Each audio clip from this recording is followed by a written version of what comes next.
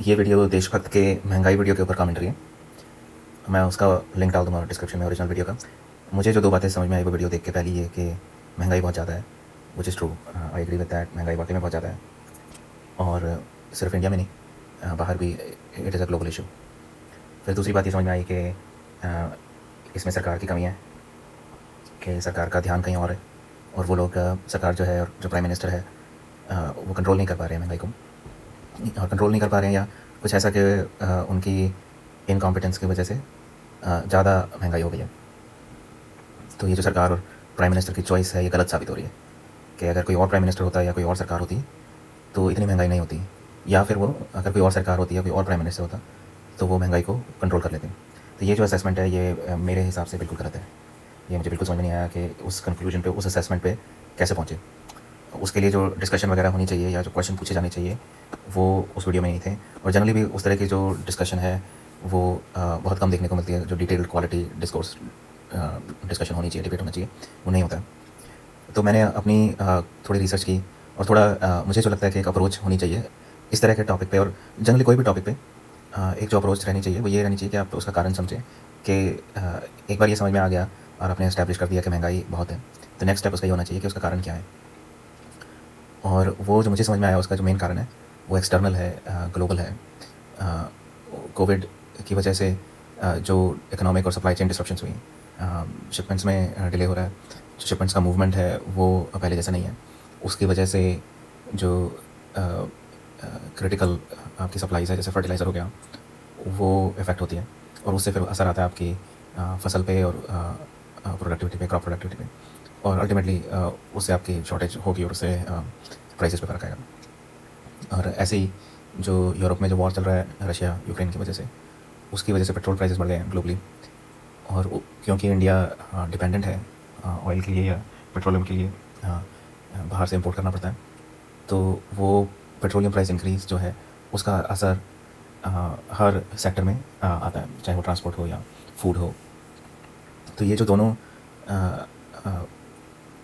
Factors मिलके एक magnify effect produce कर रहे हैं प्राइसेस पे, मैग्नीफाइड इफेक्ट प्रोड्यूस कर रहे हैं प्राइसेस पे। तो अब इसमें फिर कुछ इंटरनल फैक्टर्स भी हैं, जैसे कि ज़्यादा बारिश की वजह से कुछ क्रॉप डैमेज हो गया 21 में, तो उसका भी असर आएगा।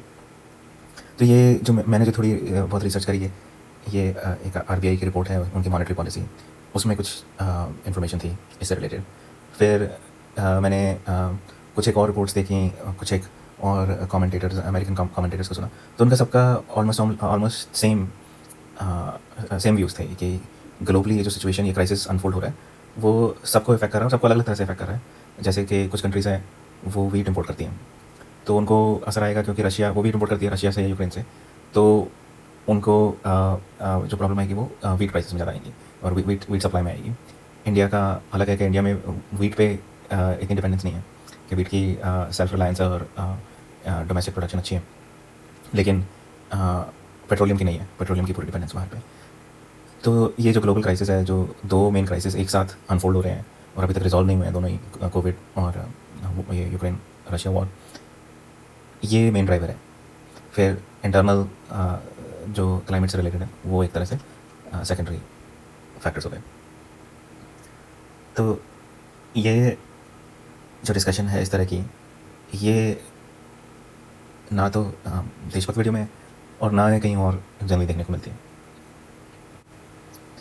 फिर अगला सवाल ये आता है कि सरकार क्या कर सकती है इसको कंट्रोल करने के लिए, इस सिचुएशन को, और क्या किया उन्होंने अभी तक। उस पर भी कोई ज़्यादा डिटेल डिस्कशन नहीं थी। और फिर लास्ट बात ये आती है कि एक तरह से जो डायरेक्शन या कंक्लूजन है वीडियो का, वो ये उस तरफ जा रहा है कि ये प्राइम मिनिस्टर की चॉइस गलत है या ये सरकार की चॉइस गलत है। कोई और सरकार होती, कोई और प्राइम मिनिस्टर होता तो इतना क्राइसिस नहीं होता, इतनी प्रॉब्लम नहीं होती। तो उसके लिए भी एक कंपैरिजन की ज़रूरत है, एक ट्रैक रिकॉर्ड की ज़रूरत है कि वो कंक्लूजन पर हम कैसे आ रहे हैं। मुझे जो समझ में आया अभी तक, मुझे जो लगता है कि अगर हम ट्रैक रिकॉर्ड पे जाएँ या जो पॉलिसीज़ हैं, जैसे कि पेट्रोलियम पर डिपेंडेंस कम करने की पॉलिसीज़ हैं, या एग्रीकल्चर सेक्टर को रिफॉर्म करने की पॉलिसीज़ हैं, या फर्टिलाइज़र पर डिपेंडेंस कम करने की पॉलिसीज़ हैं, तो करंट गवर्नमेंट का रिकॉर्ड इन सब इश्यूज़ को मैनेज करने के लिए या उनकी जो पॉलिसीज़ वो लेकर आ रहे हैं वो बेटर है.